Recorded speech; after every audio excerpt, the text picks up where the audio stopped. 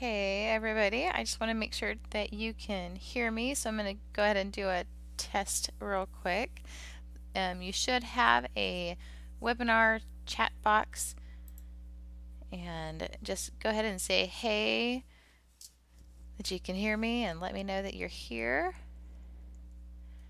Hi Jamie, Jennifer, whoa, okay, you guys are pouring in now. Like, all right, Aubrey, Martha, hi. Well, thanks for joining me this evening. It'll be a quick, I'm glad you can hear me. Thank you, Holly. I'm going to start talking and you guys are going to be like, what? All right. Okay, so I'm going to try and cover a few different edits in black and whites too. If you have any questions, please don't hesitate to ask. I have my little chat box open, and so that way if you have a question, you can just type away and ask. And some of the things I'm going to be doing while I am in Photoshop CS, actually this is Creative Cloud that I'm in, you can do some of these same steps that I'm going to be doing in a Photoshop element, so you're not limited to that.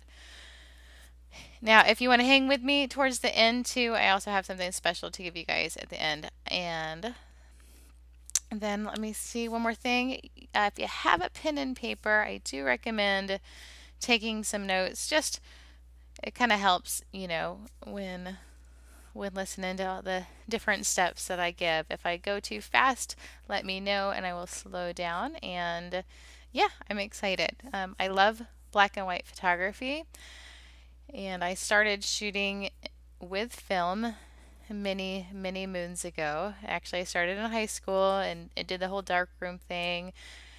And really, so when I switched over to digital, it was like pulling teeth, honestly, which is so funny now considering I love digital photography. But I really wanted to hone in on my black and whites when I first switched over, just because there's just something just so amazing about black and white images, because you can feel so much emotion in them, and it's just, I love a good black and white. So I'm excited to share this with you guys. So all right, so I'm going to go into some different lighting with images. And one thing I want to tell you is when looking at a black and white, you want to make sure that there's a good dynamic range of whites, blacks, and grays. And sometimes what I see a lot of photographers do is they switch over and they got just a pretty much gray image. So rather than being a full-on black and white, this is mainly gray. So this is kind of staying in that neutral tone right there. And as you can see, there is some blacks, but we're kind of losing him, and it's kind of overall just a flat black and white. So this is kind of the black and white you want to stay away from. And let me go ahead and show you another one. All right, here's another black and white that you want to stay away from as well, and that's creating too much contrast. So this one, yes, you've got your grays, you've got your whites, you've got your blacks. However, they're so pronounced, and really you want to get all those different tones, like the different grays, the different whites, the different blacks, and kind of mingle them together and mush them together rather than differentiate them like as pronounced as this one is. Like the whites are stark white. We got the blacks where we've lost the detail. And so if I say I've clipped my blacks, that means I'm losing detail. If I say, he's got hot spots on his skin or hot spots in this, that means he's overexposed in those certain areas. And so this basically makes him look a little more on the overexposed side. And then I'm going to go ahead and grab my eyedropper tool over here and open up my window and select info. So this is something too, when you're processing a black and white, to just kind of be mindful of. As you can see, when I'm hovering over with my eyedropper tool, you got all these numbers in this box changing, as you can see right there. All right. So I'm going to just kind of hover over his skin on the brightest section, and it's about 241. Now, I would say too bright would definitely be 250 and above. you're kind of like borderline in between 240 and 250.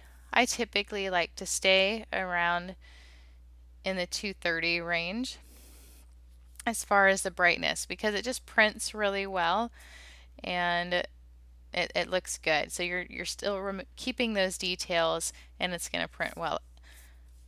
All right, so again, just that's using window info, which you could also press F8 and get there, and using your eyedropper tool just to hover over. All right, so now we'll get into the processing part. So any questions real quick before I continue to move on? All right.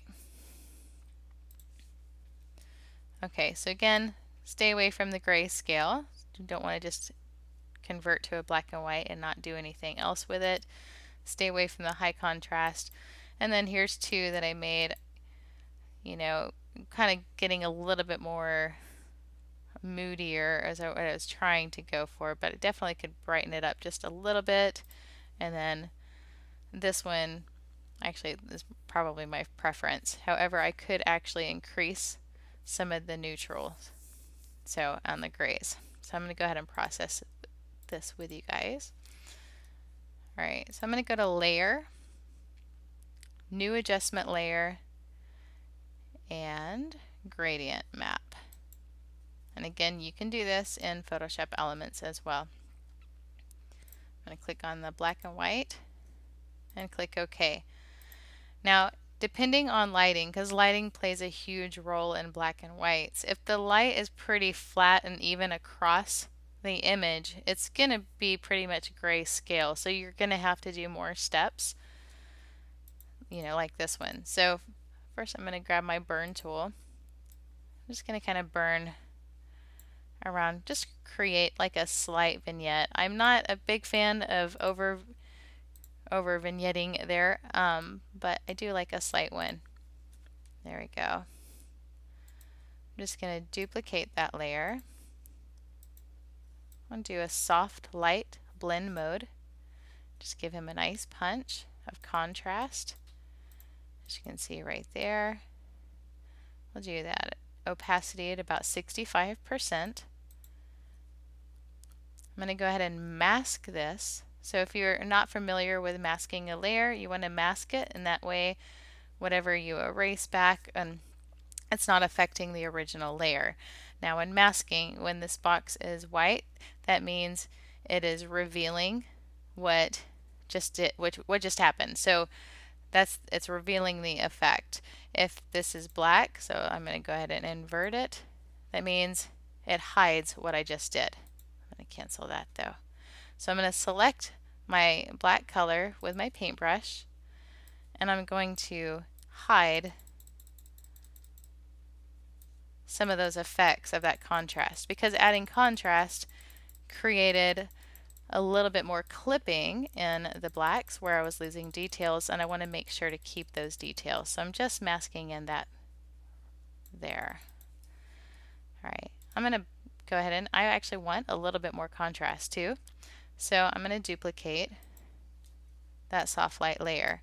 And because I already masked the black speck in on this one, whoops, I really don't have to do it again on the second layer because as you can see, I've already masked those spots off. Now I do want to mask it off of his skin a little bit. Right there. And then we are done. So this is a before and after.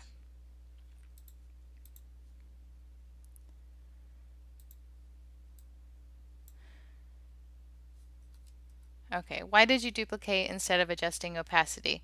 I duplicated it because I really, whoops, hold on. Let me go back to where I was. Because I wanted to increase the amount. And I was, first, I'm like, that's a good question. I looked at it going, oh yeah, I thought I was at 100%. So basically, I didn't have to do that. Like, that was a whoops on my part. But if you were wanting extra contrast, then you would do that. Thanks, Regina, for pointing that out. Oh, that's funny. Okay, let me Push that back there. So yeah, we just gave him some extra contrast now. Go ahead and mask the skin. I actually like that anyways. Okay, so we've got this one right here, and this is indoors. And this is straight out of camera. This is one of those times when a black and white is going to be super, super simple because we've got just a nice range of light and shadows, and really just combining a good amount of depth with light and shadows makes the black and white just that much better. So I'm going to go ahead and, whoops, we'll go ahead and do that new adjustment layer again, and we'll do that gradient map. Again, change it to black and white. There we go. All right. So this one right here, this is a really good amount of grayscale, just a really good across the board tones. We've got just the light right there. We've got the darks and we got the neutrals, and it's really pretty good. However, I do like to have a little bit more contrast to my black and white, so I'm going to go ahead and just add a little bit more. So with this one, I'm going to do a new adjustment layer, and I'm going to use curves. So if you have elements, you want to use a soft light blend mode. If you have Photoshop CS or CC, then I would recommend curves. So I'm just going to go up just a smidge. I don't want to do too much just because of her face is perfectly lit, but I just want to increase some of those shadows. So I basically created a slight S-curves. I've got that middle point right here, and this is going to handle the overall image, like the midtones, so just brighten that up. And then creating a second point right here, and this controls the shadows, as you can see. So if I were to go up, it would reduce the shadows. If I go down, it increases them. Do that, and because it is a masked layer, I'm just going to mask this one arm a little bit because of the way the light's falling on her. So that would be before and after.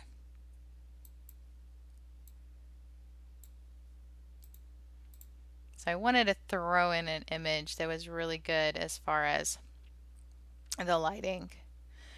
How do you decide if you're going to use soft light or curves to add contrast? I usually use curves, but in this instance, I wanted to show that soft light could be used for those who use Photoshop elements.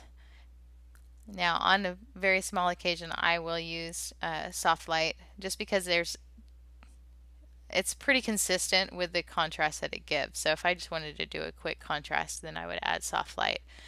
Curves, you kind of just have to eyeball it, you know, adding those 2 points in.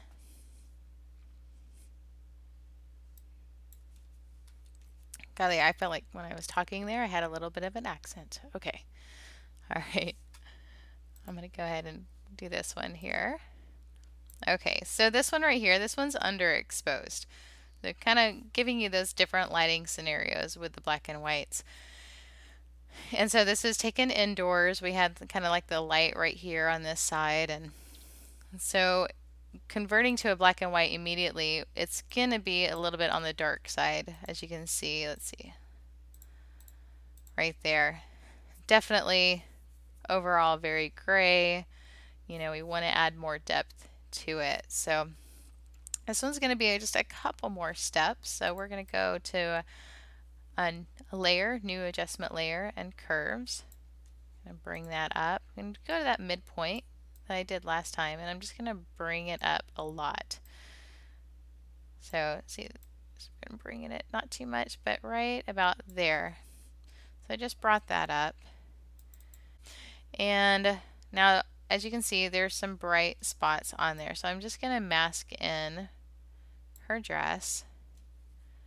I'm doing that at a lower opacity because, again, especially with whites, you want to make sure that you're still keeping those details in. All right, so I'm just kind of going over here, just picking different spots of the image and masking it back in. There we go.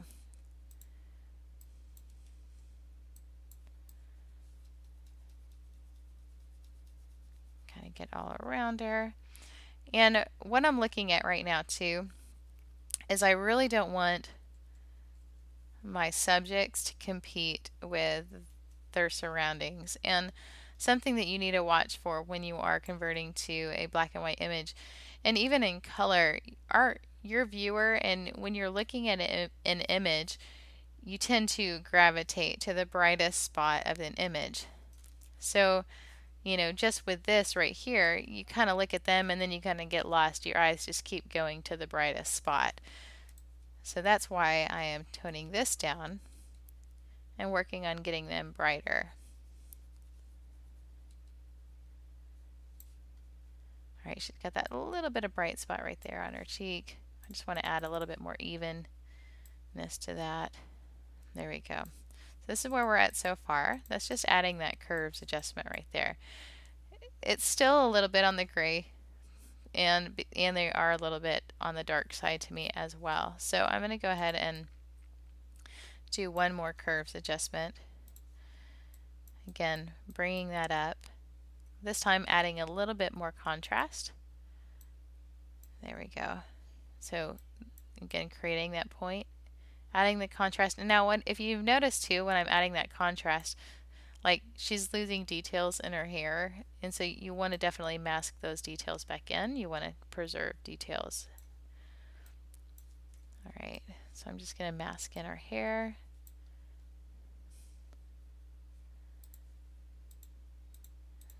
Oop, there we go. Again, masking some of those whites off again.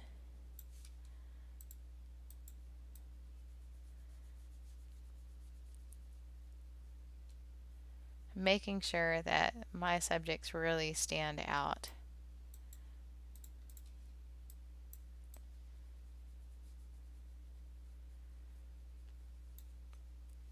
All right, there we go. So this would be before and after.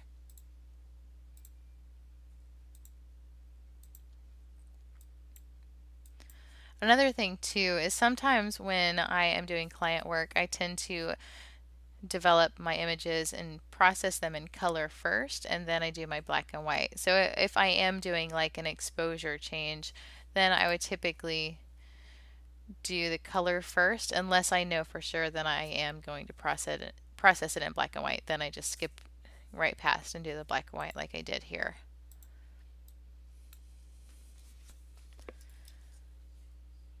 All right. So this image right here, I think it's actually really sweet. I like how he's looking at his sister. I'm not, I was looking at it going, I just can't see it as a color image. So, there's some images that really stand out, and black and white tends to just pull out that mood. And so I played with this one a little bit, and I love it in black and white. I feel like it just really brings it out. Whereas color just kind of, and again, this is straight out of camera. Again, doing that gradient map, I really use this as a base. Sometimes I do other methods, however, this is my main go-to for a base on that. Alright, so that is just black and white. Again, this is a really, this could be, again, it could be a good black and white just because we've got some nice shadows, we've got the whites and the grays, and everything's kind of looking really good there. However, I want to add more depth, I want to add more emotion, and so by doing that, I want to add a little bit more moodiness to this shot. So I'm going to go to my background and duplicate the layer. And with this one, I'm going to do my blend mode. So I'm going to go find multiply, and there we go. I'm going to go ahead and mask it. So always I tend to just mask immediately. That way, if I look at it and there's something that I need to adjust, it's really easy. So I'm just going to brush off some over here. Again, always maintaining those details. I really like the shadows on him and on her too. So I just feel like this really amplifies this image. So again, gradient map and then doing the multiply blend mode. That's before and after.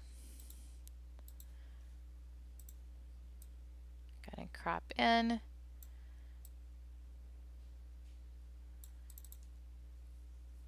There we go. Oh, see, I love this picture. So, all right. Any questions? I'm going to be pulling up a couple more images.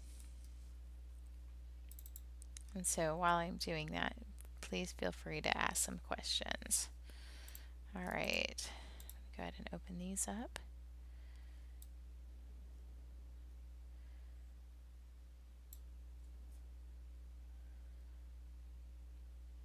All right. Another thing to look for when you are processing, I'm like tongue-tied right over here. One thing you want to look for is texture. I love texture in a black and white. You know, blue jeans, when my clients wear blue jeans, it just looks really good. This image has a lot of texture. It's got good light. If you're looking at, you've got nice light, nice shadows of falling on them, and you've got texture, the water, and then you've got the rocks. And it's just, overall, this is just a good image. You can go color or black and white. All right, so we're going to go ahead and do that gradient map there and get that going. All right, so this one, it's a little bit more on the gray scale, so I definitely want to adjust that.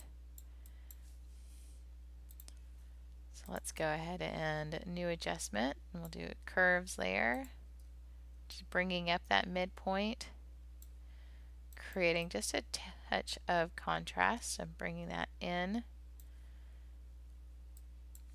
It is masked, so I'm just going to mask off those bright spots on the water because it's kind of distracting. And I'm just going to mask off this one little section of her hair and her jeans, just really separating that as well. I'm going to go to my background, just going to create a little bit of a vignette. There we go. And by doing this too, I'm not doing the full image, so I'm leaving this part open. So I'm not going to create that vignette on this top part because I want the light coming in on them. There we go. And let's go ahead and do a new fill layer in solid color. I just want to add a little bit of a tint to this image. So we'll do a nice little brown right there. Go ahead and bring that above. Make sure that that layer is on the top. And just do a soft light. And then we've got a nice toned black and white. And you can adjust the overall opacity. Let's do about 40%. There we go. So this is before and after.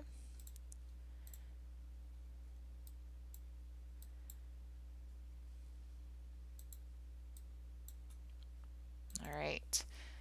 And let's go ahead and go to this one right here.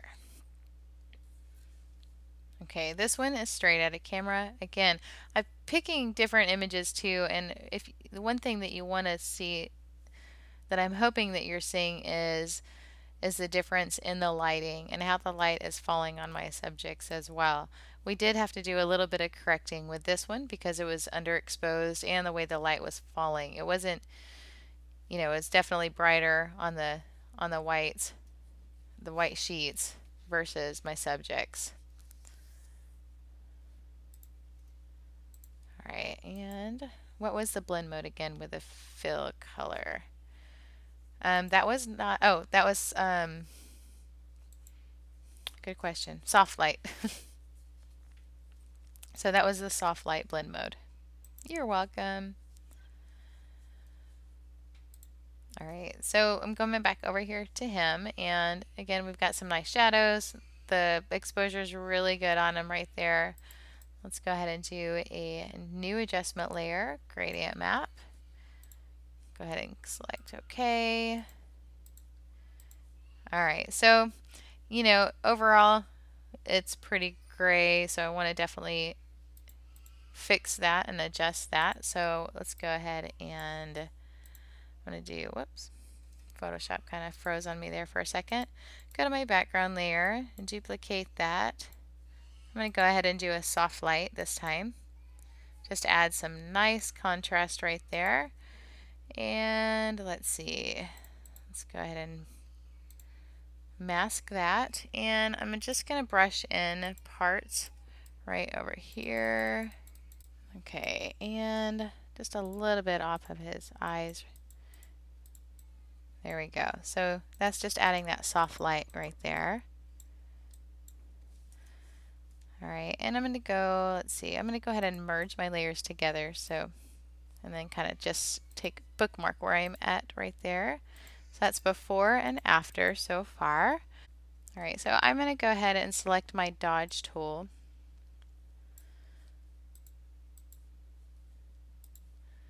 I just want to kind of bring out a little bit more of his eyes. Got there, just a little bit more. It really doesn't need too much because they're already so bright. So that's just adding with the dodge tool on his eyes. And let's go. I'm actually going to make it just a little bit more moody as well. It is good right here, but sometimes I like to push myself to keep going, and then if I go too far, I can always just scale back. All right, so let's go ahead and do the multiply mode right there. Go ahead and mask that. And then just mask in his face right here. And some of those highlights on his hair.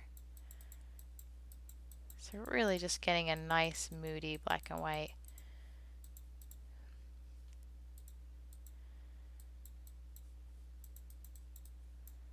All right. I'm going to go ahead and mask and make sure I got his eyes, make those really bright. And that is officially before and after.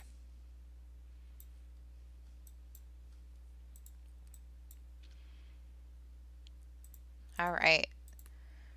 So again, main thing you want to look for is the light, the shadows. Want to make sure that your black and whites stay out of that gray range, but you want to add just that dimension into your black and whites, adding those blacks, the grays, the whites, and really just finding all those different tones in there. And you know, it just takes practice and training your eye, but you definitely can get it.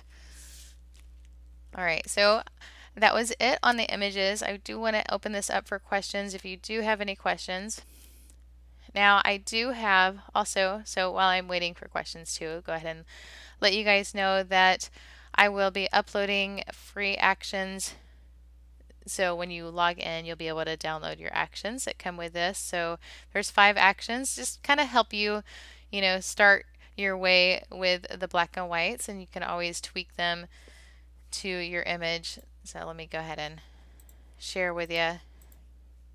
As this one, let's see, got black and white too. This one's already a toned image, and you can just tone down the opacity of the brightness right there, right there. So all of the layers are adjustable, and it'll totally help you in speeding up that workflow. Thank you so much. Create Workshop completely changed my editing game. Awesome. I am so glad, Lori. Thank you so much. Have a great evening, and thank you for joining me.